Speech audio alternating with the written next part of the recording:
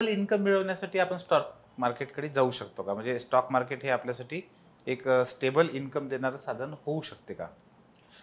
नक्कीच होऊ शकते, कारण मी स्वतः ते करते म्हणून मी याचं उत्तर हो म्हणून देईल. खूपदा ऐकलेलं असतं की अनेक लोकांनी शेअर मार्केटमध्ये खूप पैसे डुबवलेले आहेत आणि खूप मोठं झाले असे कमी दिसतात, पण असं हे झालं त्याच्यामुळे मराठी माणूस जो आहे तो नको बाबा हे आपलं काम नाही अशा याच्यात राहतो.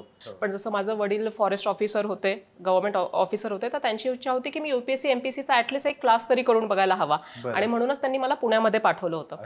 सो तो क्लास करत असताना त्यांनी जी काही फीस दिली होती ना, तर मी तिथे न भरता MPSC UPSC ला न भरता एक्झॅक्टली UPSC MPSC ला न भरता ती फीस घेऊन मी CA चे क्लासेस आणि त्यांच्या थ्रू होणारा एक शेअर मार्केटवरचा सेमिनार तो मी अटेंड केला आणि त्याच्यानंतर माझ्या ज्ञानामध्ये खूप ट्रिमंडस बदल आला.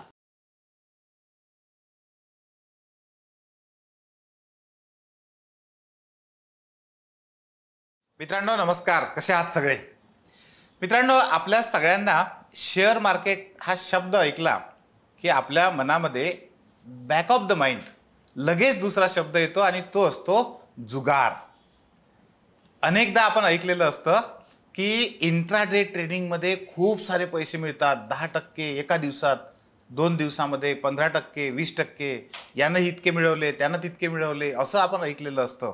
पण दुसरीकडे हा जुगार शब्द आपल्याला थांबवत असतो. आपल्यापैकी अनेक लोकांना, म्हणजे मला पण लहानपणापासून हा प्रश्न सतत पडत होता की गुजराती मारवाडी समाजामध्ये खूप साऱ्या लोकांनी शेअर मार्केटमधून खूप सारे पैसे मिळवलेले आहेत. अगदी 2-2, 3-3 पिढ्यांपासूनचे असे लोक दिसतात. मराठी माणसांमध्ये हे दिसतच नाही, खूपच कमी दिसतं. दुसरं असं की शेअर मार्केटचं चित्र जे काही आपल्या समोर दिसतं, टी व्हीमधून असेल, वेगवेगळ्या याच्यातून असेल, तिथं जास्तीत जास्त माणसंच दिसतात, मुली दिसतच नाहीत. महिला खूपच कमी प्रमाणामध्ये आहेत. असं का?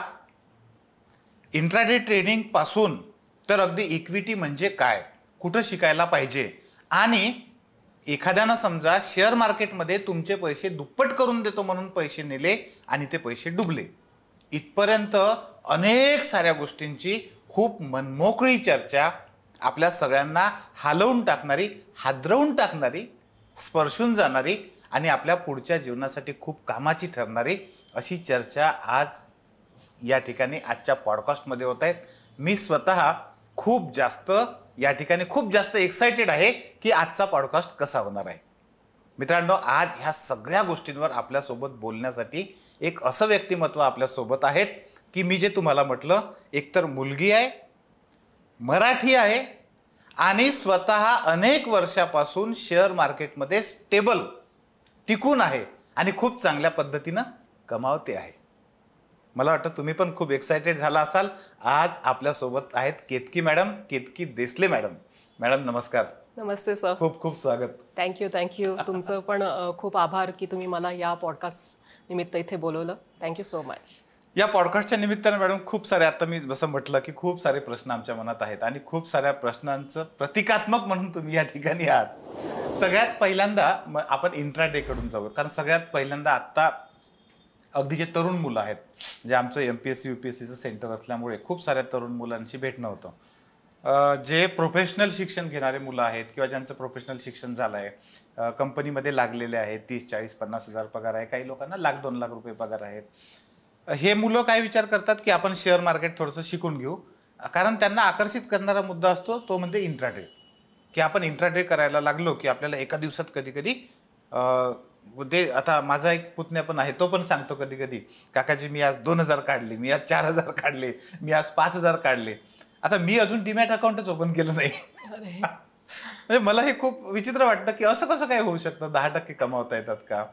तर हे इंट्राडेचं हे जे वेळ आहे हे नेमकं तुमच्या याच्यामध्ये कसं आहे, याच्यावर तुमचं मत काय, इथूनच आपण सुरुवात करूया. Definitely sir. जसं तुम्ही सुरुवातीला म्हटलं की इंट्राडे म्हणजे जुगार. हो. सो बेसिकली मी तसं म्हणण्यापेक्षा असं म्हणेल की इंट्राडे हा डेफिनेटली तुम्हाला दिवसाचे 2,000-3,000 कमवून देतो. बरं. पण इंट्राडे हा मुळातच हे एक फिनिश प्रोडक्ट आहे. ओके. म्हणजे काय की जेव्हा तुम्ही नॉलेज गेन करून तुमच्या सिस्टीम्स बनवतात किंवा तुम्हाला स्टॉक मार्केट हे कसं वर्क करतं हे चांगल्या प्रकारे समजल्यानंतरच तुम्ही इंट्राडे ह्या कन्सेप्टकडे वळायला पाहिजे. आणि जो कोणी व्यक्ती डायरेक्ट तिकडे जम्प करतो तर त्याच्यासाठी हा डेफिनेटली जुगार होऊन जातो, बिकॉज तो विदाऊट नॉलेज किंवा विदाऊट सिस्टीम याला ट्रेड करायचा प्रयत्न करतो. गॅम्बलिंग आहे ते. येस. आणि तुम्ही जो शब्द वापरलात ना, म्हणजे फिनिशिंग प्रॉडक्ट आहे, म्हणजे त्याच्या आधी कुठून कुठून आपण जायला पाहिजे, काय काय शिकायला पाहिजे, कुठले स्किल आपल्याकडे आले पाहिजे, किती पिरियड त्यात गेला पाहिजे, ह्या सगळ्या गोष्टीकडे मला वाटतं नवीन पिढी दुर्लक्ष करते आणि डायरेक्ट इंट्राडे डोळ्यासमोर ठेवून शेअर मार्केटकडे वळते. Exactly sir. याला मेन रिझन अजून एक आहे. जसं सोशल मीडियावर तुम्ही खूप साऱ्या रील्स बघतात की जस्ट काहीतरी काम करत असतात आणि साईड बाय साईड त्यांचा PNL चालू असतो, रन होत असतो, मग त्याच्यात 1,000 2,000. सो हे काइंड ऑफ यूथला अट्रॅक्ट करतं की तुम्ही एकदम शॉर्ट टाइम फ्रेममध्ये खूप पैसा कमवू शकतात. पण रियालिटी खूप वेगळी आहे.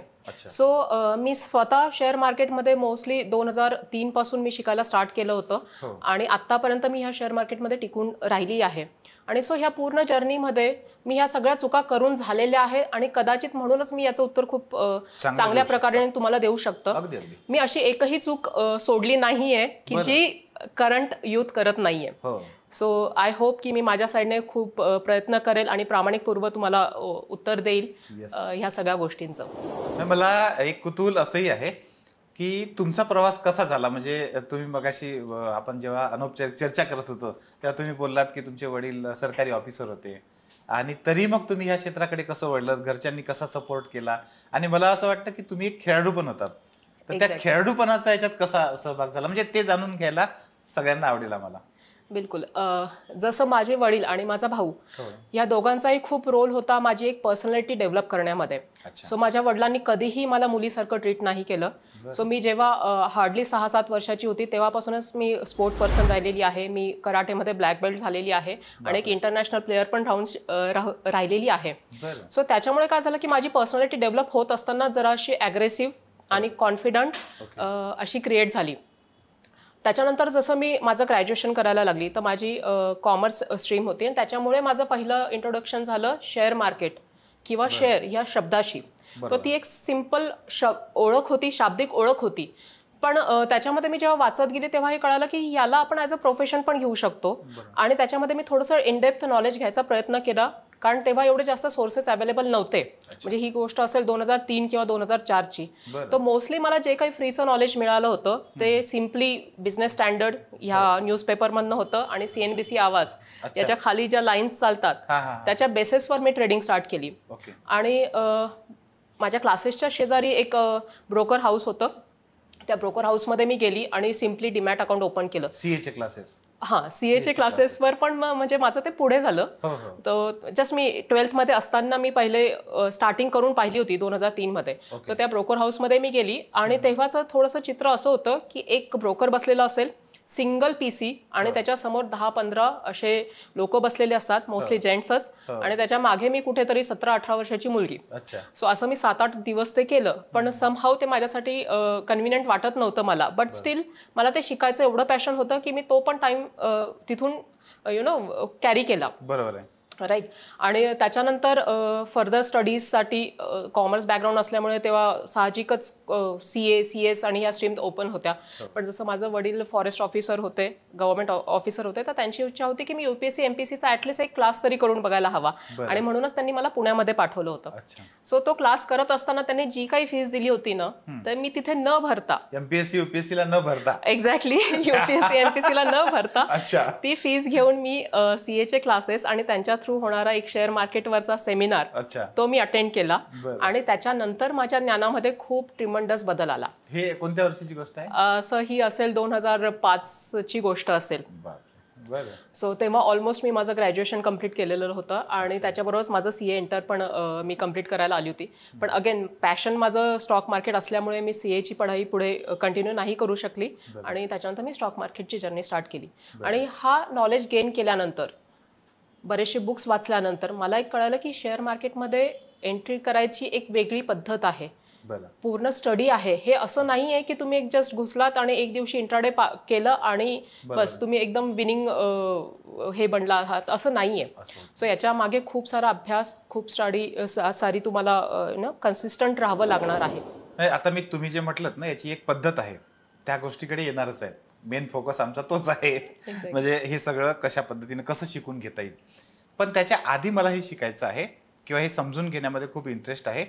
MPSC UPSCचं आमचं सेंटर आहे ज्ञानज्योती एज्युकेशनमध्ये. तर त्याच्यामध्ये खूप साऱ्या मुली पण असतात. आम्ही कमवा शिकासारखी योजना राबवतो, तेव्हा खूप साऱ्या मुलींशी बोलणं होतं. मुळात ग्रामीण भागातला युवक किंवा एक सर्वसाधारण मध्यमवर्गीय घरातला पण समजा युवक असेल तर त्याला थोडंफार कुठेतरी शेअर मार्केट वगैरे थोडंसं माहीत असतं. पण मुलींच्या बाबतीमध्ये तर ते माहीतच नसतं. बरेचदा म्हणजे माहीत नसतं किंवा असं वाटतं की हे एकदमच वेगळं काहीतरी आहे. पण सगळ्यात महत्त्वाची गरज असते ते म्हणजे स्वतःच्या पायावर उभं राहण्याची. जगाचं जे काही हे सगळं आहे ते आपण आता शेअर मार्केट त्याच्याशी संदर्भातले जे काही प्रश्न आहेत ते घेणारच आहे. मला असं वाटतं की तुमच्या व्यक्तिमत्वातल्या आणि तुमच्या स्टोरीमधला हा खूप महत्त्वाचा पार्ट आहे की एक मुलगी असून सुद्धा तुम्ही ह्या क्षेत्राकडे वळलात. नुसता वळलात नाही तर जवळजवळ 20-25 वर्षापासून खूप स्टेबल राहून तुम्ही याच्यामध्ये खूप चांगले पैसे कमावलेत असं मी म्हणेन तुम्हाला.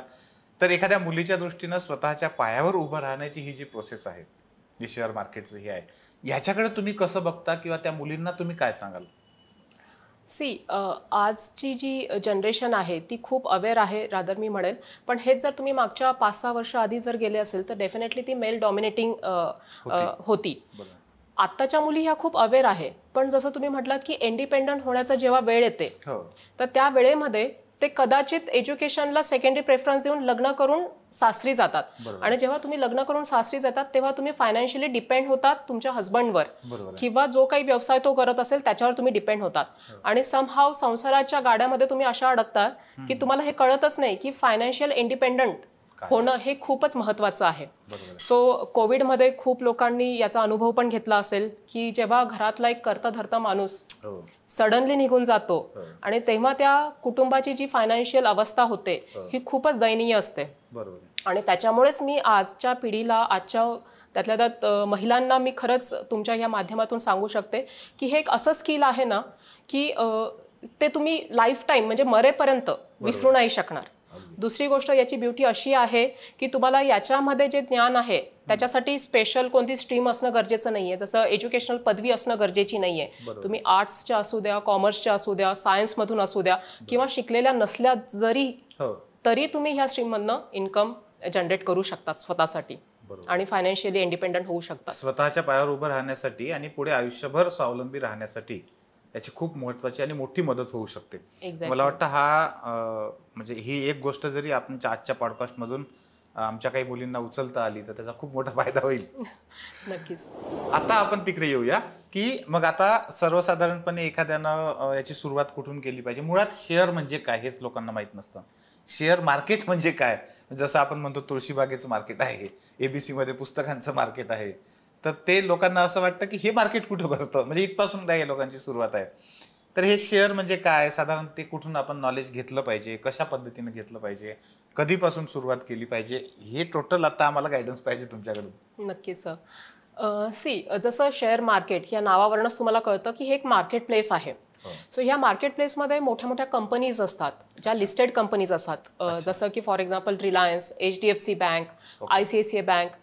ज्या काही वस्तू तुम्ही दैनंदिन दिवसात वापरतात त्या प्रत्येक कंपनीचं नाव आठवा.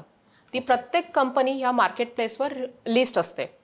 आणि त्या कंपनीच्या ओनरशिपमध्ये तुम्ही इनडायरेक्टली पार्टिसिपेट त्या कंपनीची तुम्ही इनडायरेक्टली ओनरशिप बाय करू शकतात. मालकी हक्क तुम्ही बाय करू शकतात आणि त्याला आपण शेअर्स म्हणतो.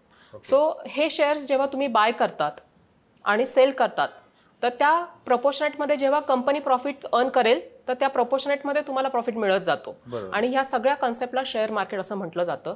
आता ह्या कंपनीचे जे शेअर्स आहेत ते मार्केटमध्ये का येतात किंवा कंपनी शेअर्स हे का सेल करते. सो कंपनीला बरेचसे डेव्हलपमेंटचे प्लॅन्स असतात त्यांच्या पूर्ण प्रोफाईलमध्ये किंवा त्यांना अजून ग्रो करायचं असतं. तर त्याच्यासाठी लागणारा हा पैसा हे प्रायमरी मार्केटमधनं ते उभं करतात. त्याला आपण IPO म्हणतो. सो कंपनी पहिले त्यांचे शेअर्स जे आहे IPO थ्रू मार्केटमध्ये आणतात आणि त्याच्यामधनं पैसा फंड जनरेट करतात आणि त्यांचं ग्रोथ करतात. सो ह्या प्रायमरी मार्केटमध्ये जेव्हा शेअर्स येतात त्याच्यानंतर समजा त्या प्रायमरी मार्केटमधनं तुम्ही आणि मी IPO थ्रू जर शेअर्स घेतलेत एखाद्या कंपनीचे आणि थोडा टाइम फ्रेमनंतर मला ते विकायचे आहेत तर ते कुठे विकणार, तर ते विकले जातात सेकंडरी मार्केटमध्ये ज्याला आपण स्टॉक मार्केट म्हणतो. ओके. सो स्टॉक मार्केटमध्ये मेन 2 एक्सचेंजेस आहेत आपल्या इंडियामध्ये जे सगळ्यात जास्त फेमस आहे. That is national stock exchange आणि बॉम्बे स्टॉक एक्सचेंज. सो ह्या कंपनीजचे शेअर्स ह्या दोघीही एक्सचेंजवर लिस्ट केले जातात. आणि लिस्ट केल्यानंतर आपल्यासारखे लोक तिथे हे शेअर्स बाय आणि सेल करू शकतात. सो हा बेसिक शेअर मार्केटचा असा हे फंडा आहे. आणि हे सगळं करण्यासाठी तुम्हाला डीमॅट अकाउंट असणं गरजेचं आहे. आणि हे डीमॅट अकाउंट एका ऑथोराइज्ड ब्रोकरकडनं, सेबी रजिस्टर्ड ब्रोकरकडे असणं खूप महत्वाचं आहे. येस. आणि हे जसे एक्सचेंजेस मी तुम्हाला सांगितले, हे दोघीही एक्सचेंज जे आहे ते गव्हर्नमेंटच्या बॉडी अंडर, सेबीच्या अंडर रेग्युलराइज केले जातात.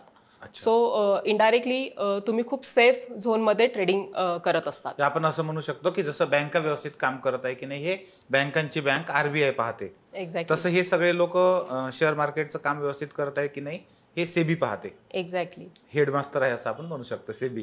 बरोबर. आता मला हे पाहायचं आहे की शेअर मार्केट एवढा महत्वाचा कन्सर्न झालाय आता, जवळजवळ खूप त्याची जागरूकता जास्त प्रमाणामध्ये आहे.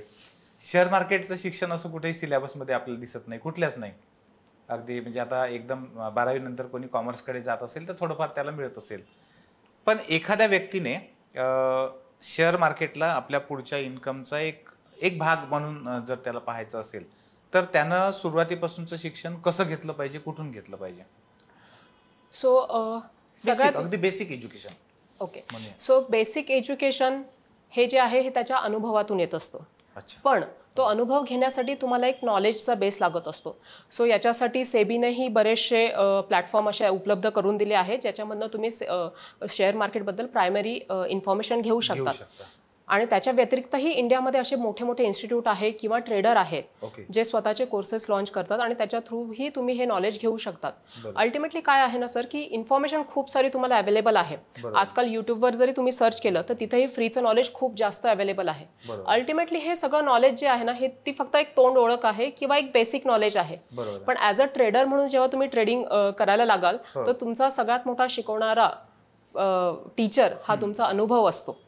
सो एकदा तुम्ही हे इन्फॉर्मेशन गॅदर केल्यानंतर तुम्ही स्वतःच्या अनुभवानुसार किंवा स्वतःचे ट्रेडिंग स्टाईल किंवा त्याच्यामध्ये होणारे लॉसेस याच्याबद्दल जास्त शिकू शकतात. सेबी जी आहे सेबी काय त्यांच्या काही वेबसाईट वगैरे आहे जिथून आपण हे बेसिक नॉलेज घेऊ शकतो? हो नक्कीच. आता जसं मी तुम्हाला सांगितलं की हे जे काही ब्रोकर आहेत जे सेबीच्या अंडर रजिस्टर असतात तर सेबीने अशा गाईडलाईन्स दिलेल्या आहे की प्रत्येक ब्रोकर हा त्यांचं एक एज्युकेशनल प्लॅटफॉर्म असतो. त्या एज्युकेशनल प्लॅटफॉर्मवरनं तुम्ही शेअर मार्केटबद्दलची पूर्ण माहिती घेऊ शकता. जसं शेअर मार्केटमध्ये ट्रेडिंग करत असताना मला 2 कन्सेप्टची गरज असते किंवा 2 टेक्निक्स वापरल्या जातात. दॅट इज फंडामेंटल अनालिसिस आणि technical analysis. So fundamental analysis हा जो आहे हा मोस्टली कन्सेप्ट जो आहे तो CA आणि CS मध्ये किंवा तुम्ही CAचा अभ्यास करता तेव्हा शिकवला जातो. कारण तो त्या कंपनीची पूर्ण बॅलन्स शीट स्टडी करून तुम्ही लॉंग टर्म इन्व्हेस्टमेंटसाठी वापरला जातो. वेअर ॲज टेक्निकल अनालिसिस हे जे काही आहे ह्या प्राईसमध्ये शेअर्सच्या प्राईसमध्ये जे काही फ्लक्च्युएशन होतं ते का ग्राफिकल मोडमध्ये तुम्हाला ते रिप्रेझेंट केलं जातं आणि त्याच्या स्टडीजला आपण टेक्निकल अनालिसिस म्हणतो. सो याच्या रिलेटेड बरीचशी माहिती ही तुम्हाला सेबीच्या वेबसाईट जसं की NSEची वेबसाईट आहे NSEindia.org त्याच्यावर पण अवेलेबल आहे. आणि गव्हर्नमेंटने याच्यासाठीच अजून एक वेबसाईट बनवली आहे educational purpose that is NISM. अच्छा. तर त्याच्यावर पण बरेचसे तुम्हाला इन्फॉर्मेशन अवेलेबल होऊ शकते. ते समजून घेऊ शकतात बेसिक माहिती. मला दुसरं एक पुन्हा म्हणजे तुम्हाला काय वाटतं याच्यावर हे मला समजून घ्यायचं आहे कारण तुम्ही मराठी आहात. बरोबर. मी जसं म्हटलं की बऱ्याचदा शेअर मार्केट म्हटलं की मराठी माणसांच्या मनामध्ये सगळ्यात पहिल्यांदा दुसरा प्रश्न बॅक ऑफ द माइंड येतो तो जुगार. शेअर मार्केट म्हटलं की आपोआपच जुगार येतो. आणि आपण हर्षद मेहता स्कॅम ऐकलेला असतो. तो IT चा .2 असा काहीतरी .comचा स्पॅम होता तो पण एक ऐकलेला असतो. खूपदा ऐकलेलं असतं की अनेक लोकांनी शेअर मार्केटमध्ये खूप पैसे डुबवलेले आहेत आणि खूप मोठं झाले असे कमी दिसतात पण असं हे झालं त्याच्यामुळे मराठी माणूस जो आहे तो नको बाबा हे आपलं काम नाही अशा याच्यात राहतो. याच्या उलट गुजराती समाज किंवा मारवाडी समाज हे जे आहेत ह्या समाजामध्ये त्यांच्या 2-2, 3-3 पिढ्यांपासून शेअर मार्केटमध्ये खूप चांगलं काम करणारे अनेक लोक दिसतात. हा फरक मला नेहमीच वाटतो. तुम्ही मराठी घरांमधून म्हणजे मराठी घरातून आलेला आहात, महिला आहात, तुम्हाला तुमचं निरीक्षण याच्यामधलं काय आहे की हे असं कशामुळे होत असेल? मराठी लोकांमध्ये हे खूपच कमी असण्याचं कारण काय असेल? सो बेसिकली कसं आहे ना सर, की जसं तुम्ही म्हटलात की मारवाडी आणि गुजराती समाज हा बेसिकली बिझनेस ओरिएंटेड आहे आणि जसं त्यांना बालकडू मिळतं रिस्क टेकिंगचं. सो जेव्हा केव्हा तुम्ही एखादा बिझनेस करता तर त्याच्यामध्ये बाय डिफॉल्ट ही रिस्क आलेली असते आणि लहानपणापासूनच त्यांना ते संस्कार झालेले असतात की मी ही रिस्क मॅनेज कशी केली पाहिजे.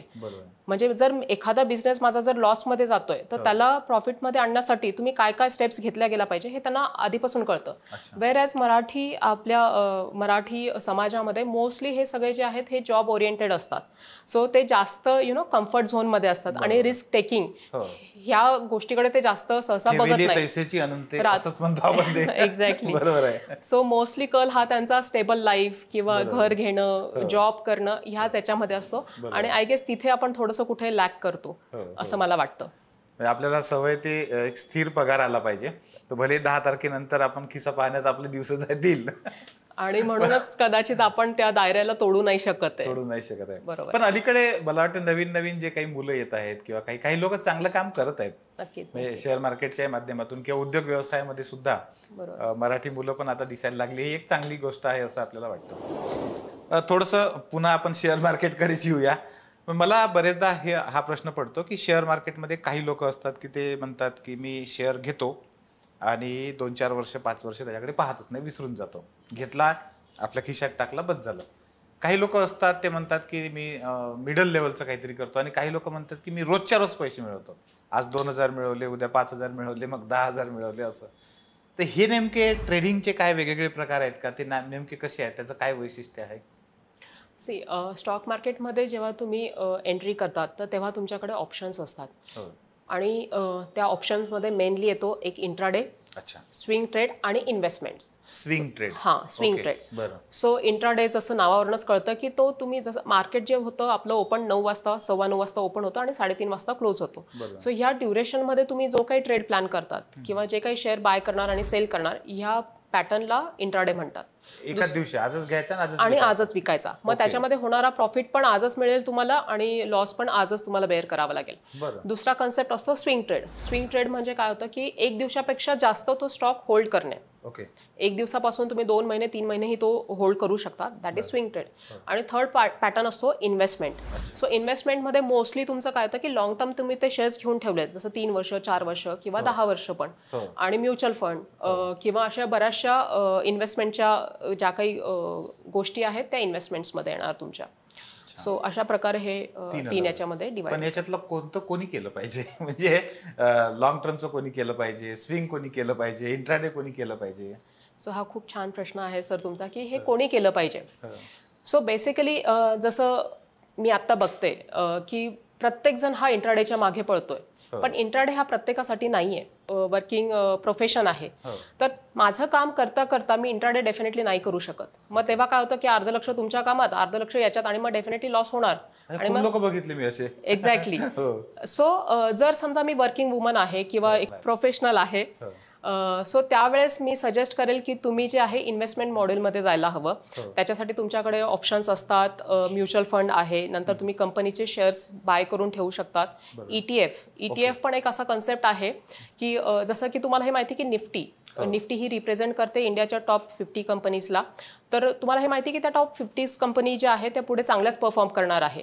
तर त्यावेळेस तुम्ही त्या स्टॉकमध्ये किंवा त्या पर्टिक्युलर स्टॉक सेक्टरमध्ये इन्व्हेस्ट न करता तुम्ही त्या कंपनीचा ETF घेऊन ठेवू शकता. राईट. सो अशा प्रकारे एक जो आहे कामगार आहे तो त्याच्यामध्ये इन्व्हेस्ट करून पैसा गुंतवणूक करून ठेवू शकतो. ठीक आहे. सो दुसरं जसं की इंट्राडे कोणी केलं पाहिजे? सो इंट्राडे करण्यासाठी तुम्हाला सगळ्यात पहिले एक सिस्टीम तयार पाहिजे. म्हणजे काय की मार्केट तर तुमचं हे नेहमीच ओपन असणार आहे. सो त्याच्यामध्ये तुमचं इंडियन मार्केट पण आलं, फॉरेक्स मार्केट पण आलं, क्रिप्टो मार्केट पण आलं आणि बरेचसे मार्केट असे जे ते 24 आवर्स पण चालू असतात. सो मार्केट हे तुमच्यासाठी नेहमीच ओपन असणार आहे. जसं 2003 मध्ये पण ओपन होतं आणि 2024 मध्ये पण ओपन आहे. पण मला ट्रेड घेत असताना मला माहिती पाहिजे की मी काय सेटअप बनल्यानंतर ट्रेड घेणार आहे. सो इंट्राडे हा असा आहे की तुम्ही सकाळी घेणार, संध्याकाळी विकणार, पण त्याच्यामध्ये एंट्री करत असताना तुमची सिस्टीम जी आहे किंवा तुमची ती ट्रेड घेण्याची पद्धत ही फिक्स असेल तरच तुम्ही तो ट्रेड घ्यायला हवा. अच्छा. येस.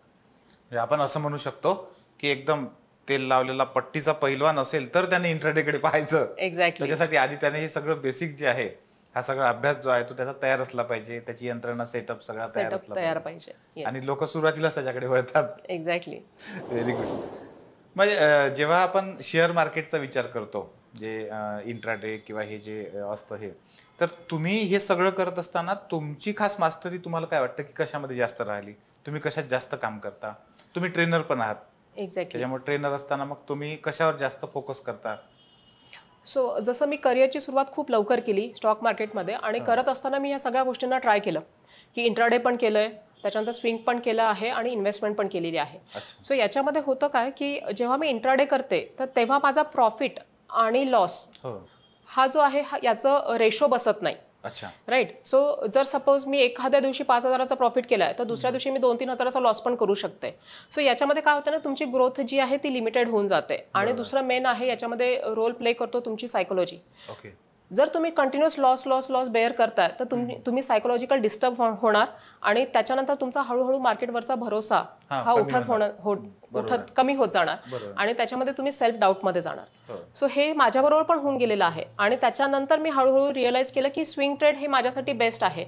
बिकॉज मी हे जे काही मार्केट करत असताना कंटिन्युअसली मी वर्किंग प्रोफेशनल पण होती आणि त्याच्यामध्ये मला हे जाणवलं की तुमचे एक स्टेबल इन्कम असणं गरजेचं आहे आणि त्या इन्कमला तुम्ही व्यवस्थित मॅनेज केलं गेलं पाहिजे आणि ते मॅनेज करण्यासाठी मी स्विंग ट्रेडचा आधार घेतला.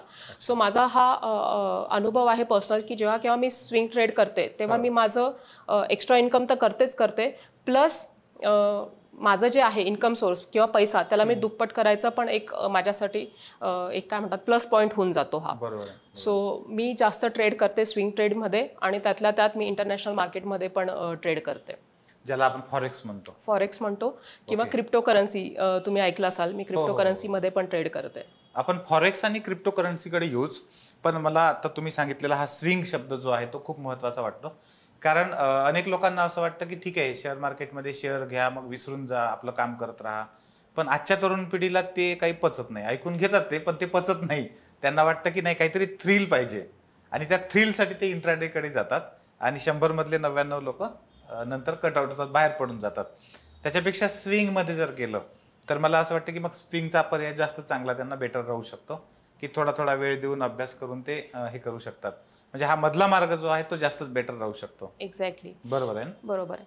सो सगळ्यात पहिली गोष्ट हे आहे की तुम्ही स्टॉक मार्केटला किंवा शेअर मार्केटला ॲज अ बिझनेस कन्सिडर करा. सो जेव्हा तुम्ही त्याला ॲज अ बिझनेस बघायला जाल तेव्हा तुम्हाला त्याच्यातल्या गोष्टी कळतील की याच्यामध्ये लॉस मॅनेज कसा करायचा आहे, प्रॉफिट कसा करायचा आहे. आणि जर तुम्ही एक बिझनेस हँडल करताय तर त्याच्यामध्ये आपण प्रत्येक वेळेस काय विचार करतो की तो बिझनेस मला हा प्रॉफिटच देणार आहे, आपण लॉसकडे एवढं लक्ष देत नाही. पण शेअर मार्केट म्हटलं की मोस्टली आपलं लक्ष कुठे जातं, अरे शेअर मार्केट म्हणजे काय की तिथे मला लॉसच होणार आहे. तो लॉस होणारच आहे कधी, जेव्हा तुमच्याकडे त्याचं एक सिस्टीम तयार नाहीये, जेव्हा नॉलेज तयार नाहीये. सो तेव्हा तो लॉस डेफिनेटली होणार आहे. आणि म्हणूनच शेअर मार्केटला तुम्ही हे गॅमलिंग नेचरमध्ये न बघता ॲज अ बिझनेस म्हणून ट्रीट करा आणि त्याच्यामधले जे काही रूल्स आणि रेग्युलेशन्स आहेत ते तुम्ही पाळायला शिका. मॅडम, हे सगळं बघितल्यानंतर माझ्या मनात हा प्रश्न येतोय की एक स्टेबल इन्कम मिळवण्यासाठी आपण स्टॉक मार्केटकडे जाऊ शकतो का? म्हणजे स्टॉक मार्केट हे आपल्यासाठी एक स्टेबल इन्कम देणारं साधन होऊ शकते का? नक्कीच होऊ शकते, कारण मी स्वतः ते करते म्हणून मी याचं उत्तर हो म्हणून देईल. फक्त त्याची एक पद्धत आहे, ती मला तुमच्याशी शेअर करायची आहे. स्टॉक मार्केटमध्ये स्टेबल इन्कम ही सडनली नाही होणार आहे. राईट. सो सुरुवातीला मला काय करावं लागेल, एक छोटा कॅपिटलपासून स्टार्ट करावी लागेल आणि ते जर कॅपिटल मी 1 वर्ष टिकवू शकली तर त्याच्यानंतर मला त्याच्यामध्ये तेवढी गुंतवणूक करायची आहे. फॉर एक्झाम्पल, जर मी 10,000 गुंतवणूक करते तर त्याच्या अगेन्स्टमध्ये मी 7-8 हजार रुपये महिना नाही कमवू शकत. सो दॅट मीन्स मला एक हँडसम अमाऊंट त्याच्यामध्ये टाकावी लागेल.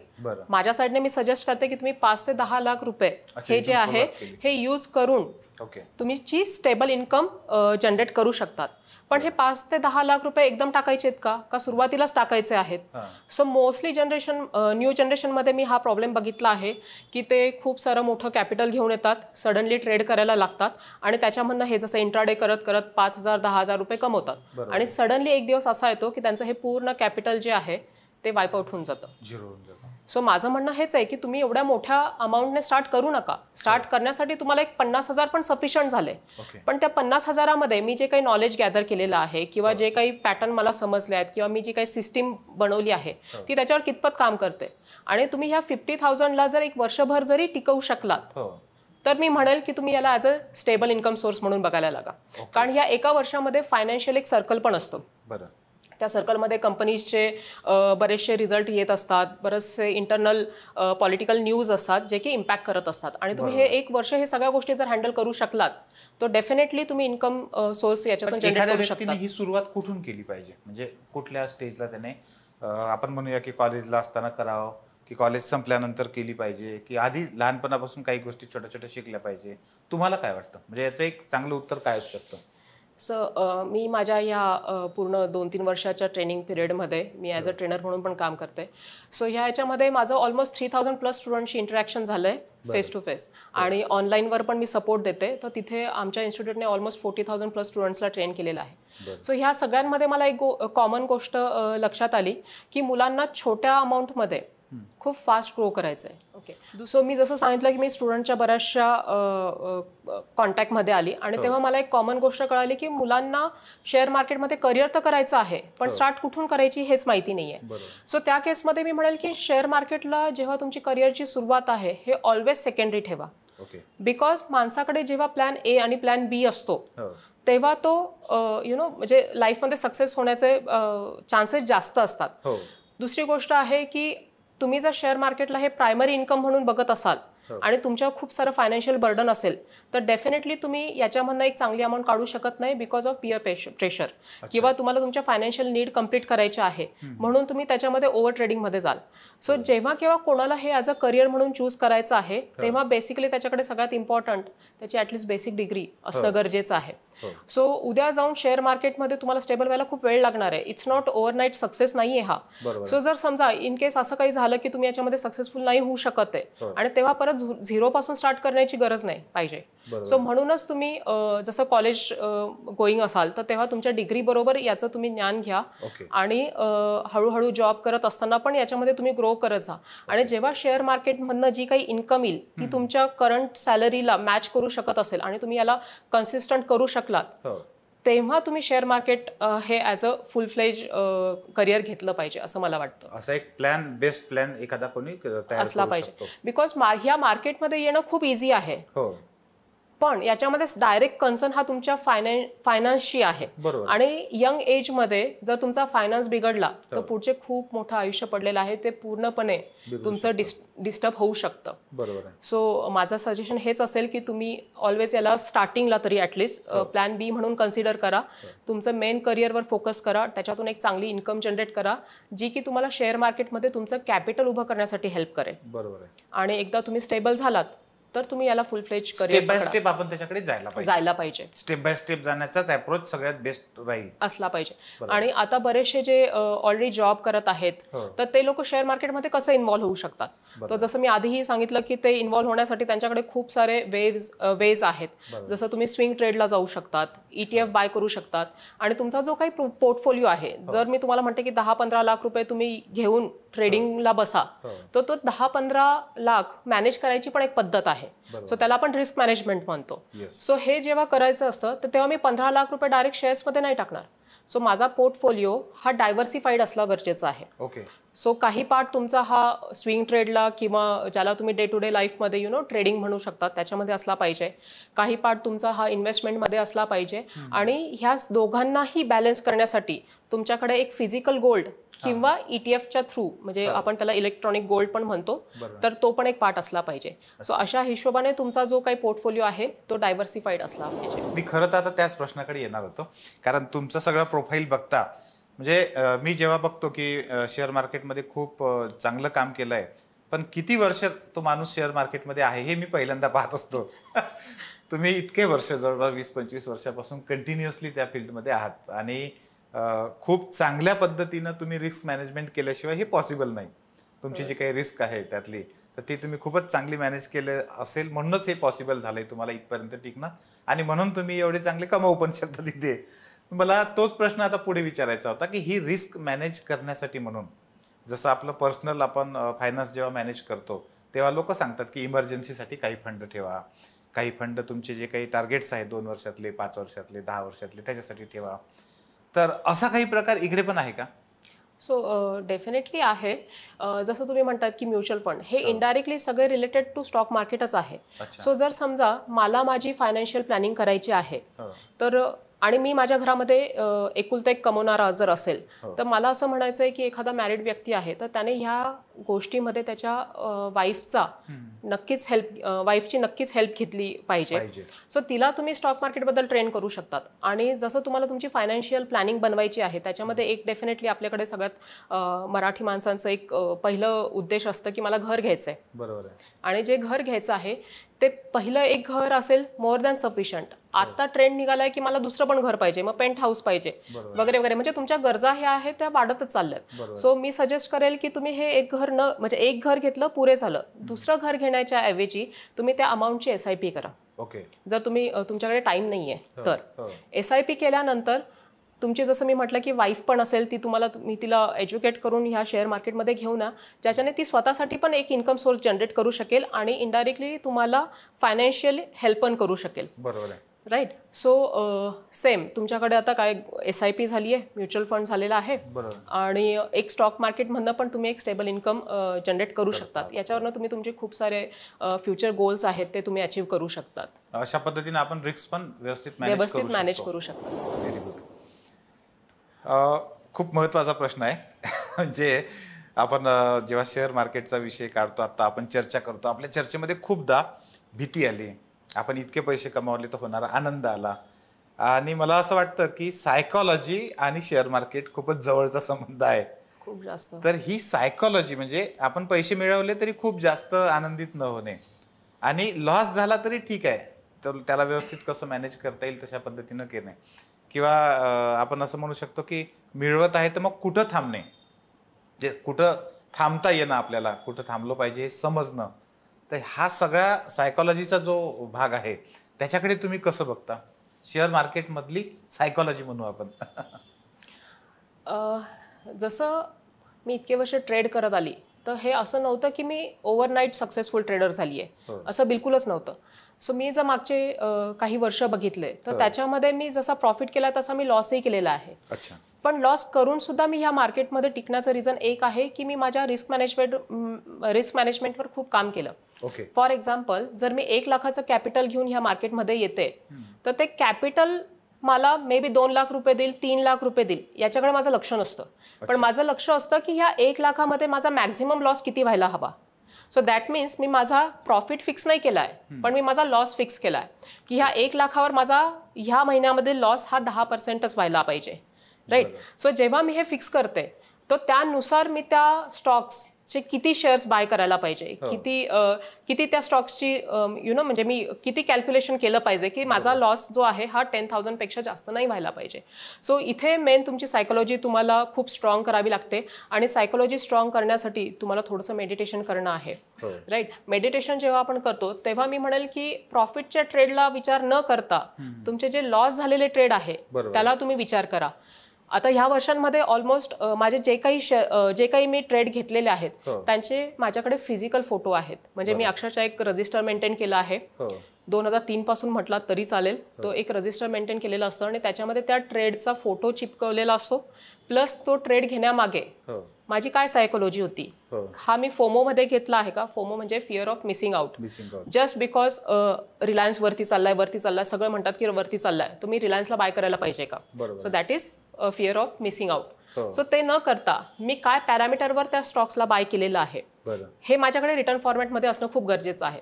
सो जेव्हा केव्हा माझ्या लाईफमध्ये लुझिंग स्ट्रीक येते किंवा मी बॅक टू बॅक लॉस करत जाते तेव्हा मला हे विनिंग ट्रेड्स जे आहे ते हेल्प करतात त्या पेनमधनं बाहेर येण्यासाठी.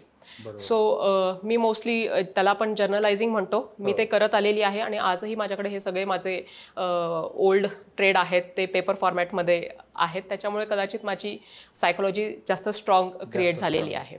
आणि मी जे काही शिकली आहे ते माझ्या प्रॉफिटकडनं न शिकता मी लॉसेसकडनं जास्त शिकलेली आहे. जेव्हा मी लॉसेस करत होती तेव्हा मला हे कळालं की मी आता काय नाही करायला पाहिजे ज्याच्यामुळे माझे हे लॉसेस नाही होणार. सो इनडायरेक्टली माझं जे लक्ष आहे ते माझ्या प्रॉफिटवर नाहीये, ते माझ्या लॉसेसवर आहे. आणि मी हेच आज स्टुडंट्सला सांगेल किंवा नवीन जनरेशनला सांगेल की तुम्ही हे डेलीचे 5,000 10,000 ह्या प्रॉफिटकडे न बघता तुम्ही थोडासा विचार करा की माझा लॉस झालाय तो कशामुळे झालाय. बरोबर आहे. सो त्याच्यामध्ये तुम्ही एक स्टेप मागे याल. बरोबर आहे. राईट. सो अशा प्रकारे तुमची हळूहळू सायकोलॉजी डेव्हलप होत जाईल आणि सायकोलॉजीवर काम तुम्हालाच करावं लागतं.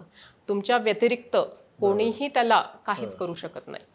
तुम्हाला आठवत होतं तुम्ही आता जेव्हा या प्रश्नाचं उत्तर सांगत होतात ना, आम्ही जेव्हा MPSC UPSCच्या मुलांना शिकवताना क्वेश्चन पेपरचं ॲनालिसिस असतं आणि त्या ॲनालिसिसमध्ये आपण आत्ता हा पेपर सोडवला, आता हा प्रश्न चुकला तेव्हा आपल्या मनात काय चालू होतं त्याच्यामुळे चुकला हा हे आम्ही त्यांना म्हणजे आठवायला सांगतो की हा प्रश्न सोडवत असताना तू काय विचार करत होता किंवा तू ते वाचलं होतं पण मग ते कशामुळे चुकीचं आठवलं म्हणून तू चुकून गेला.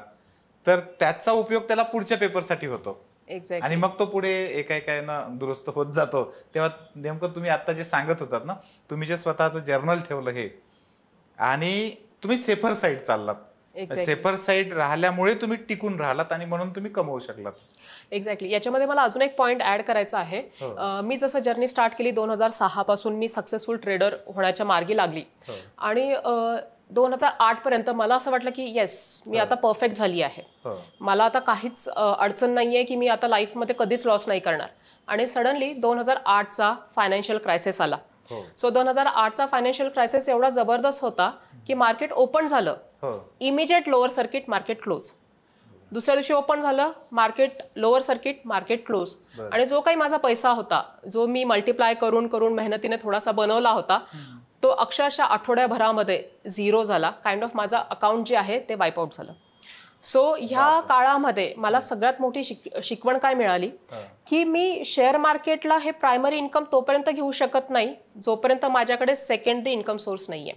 सो काय झालं, ह्या 2008 मध्ये जे माझं कॅपिटल वाईप आउट झालं तर ते उभं करायला मला पुढचे 2-3 वर्ष लागले. अगेन आई वडील तर होतेच, ते सपोर्ट करणारच होते. आणि त्या टाइममध्ये मला माझ्या जिजाजींनी पण फायनान्शियल थोडं कॅपिटल बिल्ड करायला मदत केली होती. आणि त्या क्रायसिसमध्ये मी जेव्हा ते पैसे गमावले तेव्हा मला हे फील झालं की हे पैसे माझ्या जिजाजींचे आहेत. सो त्या फेअरमुळे मी पुढे मूव्ह करू शकत नव्हती. आणि मग तिथे मला रिअलाइज झालं की ह्या मार्केटमध्ये येणारा पैसा हा माझाच असला पाहिजे, म्हणजे मी त्याच्यामध्ये स्टेबल माइंडने ट्रेड करू शकते. सो आजकाल बरेचसे लोक आहेत की जे दुसऱ्यांचे पैसे घेतात आणि स्वतः मल्टिप्लाय करतात आणि बरेचसे लोक असे आहेत की फ्रॉड पण करतात. 2-2 करोड 2-3 करोडचे फ्रॉड करतात आणि तिथून निघून जातात. मला प्रश्न हा आहे की जर मी माझंच कॅपिटल सांभाळू शकत नाहीये तर मी दुसऱ्यांचं कॅपिटल का घेतलं. सो ही खूप मोठी शिकवण होती मला त्या काळामध्ये. आणि तिथूनच मला कळालं की माझा सेकंड प्लॅन ऑलवेज रेडी पाहिजे. आणि त्याच्यानंतर मी कंटिन्युअस वर्किंग पण राहिली. त्याच्यातून जे काही माझा सॅलरी येत होती, पगार येत होता, तो मी माझं ॲज अ कॅपिटल बिल्ड करण्यासाठी यूज केलं. आणि आज माझं कॅपिटल 50 lakhsच्या वरती आहे, ज्याच्या बेसिसवर मी ट्रेड करते आणि एक हँडसम अमाऊंट मंथली घरी घेऊन येते. खरं तर तुम्हाला तो प्रश्न विचारू की नको या संभ्रमात होतो, कारण आपण मगापासून म्हणतोय की तुम्ही इतके वर्ष खूप चांगले याच्यामध्ये काम केलंय, तुम्ही चांगले कमावले, म्हणजे किती कमावले असं मला तुम्हाला विचारायचं होतं. म्हणजे तुम्हीच सांगतायत म्हणजे तुम्ही एवढ्या वर्षामध्ये मेहनत करून हे जे काही या तुमच्या मार्गाने आणि अगदी सेफर साईड चालून तुम्ही हे जे मिळवलं तर हे खूप महत्वाचं आहे. सो मी याच्यामध्ये एकच सांगू शकते की लास्ट इयर मला माझा खूप मी टाइम मिळाला. या पूर्ण जर्नीमध्ये माझा अजून एक टर्निंग पॉईंट राहिला की मी इंडियाच्या एका टॉप मोस्ट इन्स्टिट्यूट बरोबर ॲज अ ट्रेनर म्हणून असोसिएट झाली. आणि पॅन इंडिया मी बऱ्याचशा स्टुडंट्सला आता ऑनलाईनवर सपोर्ट पण करते. ते असं झालं की नाही, मी त्या वर्षी ठरवलंच होतं की एक अस्तित्व असतं प्रत्येक लेडीचं आणि एक मॅरिड व्यक्ती असते तेव्हा ती सासरकडचं पण नाव लावते, माहेरचं पण नाव लावतं, पण ते घर मला ही फिलिंग होती की माझ्या नावाने मला एक घर हवं आहे. सो त्या बेसिसवर मी स्वतः एक घर घेतलं आहे. आणि येस, आतापर्यंत मी इथे स्टेबल उभी आहे. आणि आता फक्त मी एवढं सांगेल की माझं ट्रेडिंग कॅपिटल हे 50 lakhs आहे. आणि त्याच्या व्यतिरिक्त जे काही मला प्रॉफिट होतोय तो मी एका सेफ इन्व्हेस्टमेंटमध्ये इन्व्हेस्टेड असते नेहमीच. म्हणजे 50 लाखाचं तुम्ही कॅपिटल उभं करू शकला, तुम्ही स्वतःचं घर जे म्हणतो ना कॅशमध्ये घर घेणं, आज खरंच 1% पण लोक घेतील की नाही, म्हणजे घेत असतील की नाही मला शंका आहे. म्हणजे अगदी 2 लाख 3 लाख रुपये पगार असणारे पण मी लोक बघितलेत 1 कोटीचं घर घेतात, पण घेताना 90% लोन घेतात. एक्झॅक्टली. म्हणजे आणि तुम्ही जो जर्नी सांगितला त्याचं याच्यापेक्षा मोठं प्रूफ पुन्हा दुसरं कुठलं नसणार आहे. बरोबर आहे. म्हणजे खरं तर चर्चा करण्यासाठी खूप सारे मुद्दे आहेत आणि खूप साऱ्या गोष्टी आपल्याला कळलेल्या पण आहेत. पण जाता जाता एक शेवटी असा प्रश्न आहे, खूपदा असं ऐकायला मिळतं की अमुक्यानं एखाद्यानं म्हणजे अलीकडच्याच काळात माझ्या परिचयातले असे 4-5 तरी लोक मला सांगता येतील की त्यांना एखाद्यानं कोणतरी ऑफर दिली की मी तुमचे पैसे शेअर मार्केटमध्ये लावतो, त्याच्यातून एवढे पैसे कमावले जातात, दुप्पट कमावले जातात, तिप्पट, त्यासाठी एक थोडी अमाऊंट त्याला दिली जाते आणि मग हे आपले 50 लाख, 1 कोटी, 2 कोटी रुपये सुद्धा त्याच्या स्वाधीन करतात. थोडक्यात त्या अकाउंटला ॲसेस देतात ते आणि काही दिवसानंतर पूर्णच्या पूर्ण शून्य होऊन जातं आणि भयंकर म्हणजे जीवनातून उठतात काही लोक, पूर्ण आयुष्याची कमाई असं निघून जाते. तर ह्या सगळ्या प्रकाराविषयी लोकांनी काय काळजी घेतली पाहिजे असं तुम्हाला वाटतं? कारण आता तुम्ही म्हणजे खूप मोठा कालावधी आणि खूप चांगल्या पद्धतीनं इथं हे काम केलेलं आहे.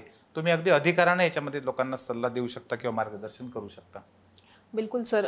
सर मी माझ्या ह्या कारकिर्दीमध्ये पण असे खूप लोक बघितलेत ज्यांनी करोडोने रुपये एकमेकांना दिले आहेत आणि तो व्यक्ती रातोरात गायब झालेला आहे. आणि त्यावेळेस तुम्ही तुमची जी एक असते ना की एक पूर्ण जन्मभराची कमाई आपण त्या व्यक्तीच्या हातात देतो आणि अशा व्यक्तीच्या हातात देतो तो तुमच्यासमोर फक्त 500 रुपयाचा बॉन्ड घेऊन उभा आहे. सो मला एक प्रश्न विचारू वाटतोय की इथे रिस्पॉन्सिबल कोण आहे? तो व्यक्ती जो 500 रुपयाचा बॉन्ड घेऊन उभा आहे आणि जो तुम्हाला रातोरात पैसे डबल करण्याचे अमिशन देतो, तो व्यक्ती जबाबदार आहे का तुम्ही जबाबदार आहात? तुम्हीच, म्हणजे ज्यांना कोणी दिले पैसे तोच. का? कारण तुम्ही आज 10,000, 15,000 किंवा 1 लाख रुपये तुमच्या मित्राकडे उधारीला देऊ शकतात थोडे दिवसांसाठी, पण तुम्ही अशा व्यक्तीला तुमची एवढी मोठी कमाई कशी देता ज्याला तुम्ही ओळखत पण नाहीये? सो याच्यामध्ये तर मी हे म्हणेल की याच्यामध्ये त्या माणसाची चुकी नाही बरोबर आहे, पण जो व्यक्ती देतो त्याची सगळ्यात मोठी जास्त चुकी आहे. हाव म्हणता येईल त्याला, हाव आहे.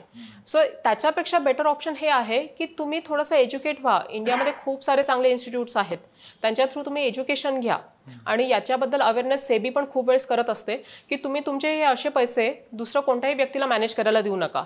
मग जर तुम्हाला जर शेअर मार्केटमधनं पैसा कमवायचाच आहे तर त्याच्यासाठी तुमच्याकडे पोर्टफोलिओ मॅनेजर आहेत जे सेबी रजिस्टर आहेत, त्यांच्या थ्रू तुम्ही त्याच्यामध्ये इन्व्हेस्ट करा. पण डेफिनेटली अशा कोणत्याही व्यक्तीला तुम्ही पैसे देऊ नका सांभाळायला.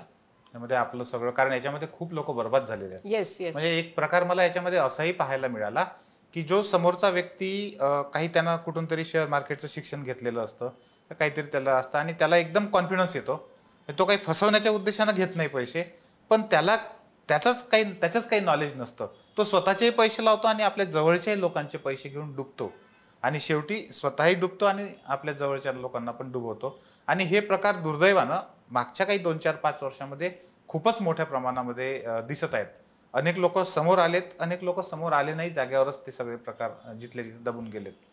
हे खरंच खूप दुर्दैवी आहे. लोकांना हे समजणं खूप गरजेचं आहे की शेअर मार्केट ही अशी जागा नाहीये की जिथे तुमचा रातोरात पैसा बनणार आहे. शेअर मार्केट ही अशी जागा आहे की जिथे तुम्ही 10-15 वर्ष इन्व्हेस्टेड राहिलात किंवा ट्रेड करत राहिलात तर तुम्ही त्याच्यातून पैसा कमवू शकतात, पण डेफिनेटली हा दुसऱ्याच्या भरोश्यावर नाही बनणार आहे. सो तेवढा पैसा त्याला देण्यापेक्षा मी तुम्हाला म्हणेल की तुम्ही तेवढे एखाद्या क्लासची फीस द्या आणि त्याच्यामध्ये तुम्ही एज्युकेशन घ्या आणि मग तुम्ही स्वतः ट्रेड करा आणि स्वतः पैसा हँडल करा.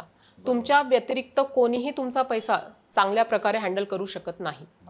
हे समजून घेणं सगळ्यात पहिल्यांदा गरजेचं आहे. खरं तर आजच्या आपल्या ह्या पॉडकास्टमध्ये खूप साऱ्या वेगवेगळ्या विषयांना आणि खूपच चांगल्या पद्धतीनं आपण म्हणजे तुम्ही इतक्या चांगल्या पद्धतीनं समजावून सांगितलं की आत्ता मला असं वाटायला लागलंय की आत्तापर्यंत डीमॅट अकाउंट ओपन न करून आपणच चूक केली की काय. म्हणजे कारण माझा पण कल जो होता तो तसाच होता, शेअर मार्केट म्हणजे काय तर जुगार आहे, आपण तिकडे नको पाहायला वगैरे असं. पण त्यातही एक असं इतकं चांगलं करिअर असू शकतं आणि ती आपली एक चांगली स्ट्रॅटेजी असू शकते. मला वाटतं की ती स्ट्रॅटेजी प्रूव्हन स्ट्रॅटेजी आहे तुम्ही एवढ्या वर्षात घडवलेली. म्हणजे आपल्या प्रेक्षकांना खरं तर 3S टॉकचे जे उद्देश आहेत, सेल्फ कनेक्ट, सेल्फ इक्विलिब्रियम आणि सेल्फ सक्सेस, त्यातून मिळणारा, तर हे सगळं मिळण्यामध्ये आजच्या पॉडकास्टचा खूप मोठ्या प्रमाणामध्ये निश्चितपणे तुम्हाला फायदा झाला असेल. मित्रांनो, एक रिक्वेस्ट आहे की हा पॉडकास्ट आपल्या सगळ्यांचं आयुष्य बदलवणारा ठरू शकतो. मात्र मागच्या काही दिवसात असं दिसलंय की आपल्या पॉडकास्टला पाहणारे जे व्ह्यूज आहेत त्या तुलनेमध्ये सबस्क्रायबर कमी आहेत. जर तुम्ही चॅनलला अजून सबस्क्रायबर केलं नसेल तर चॅनलला नक्की पूर्णपणे सबस्क्राईब करा आणि तुमच्या नियर अँड डिअर प्रत्येकापर्यंत हा पॉडकास्ट नक्की पोहोचवा. मॅडम खूप खूप मनापासून धन्यवाद. खूप चांगल्या पद्धतीने तुम्ही हे सगळं एक्सप्लेन केलं. Thank you. Thank you sir. Thank you so much.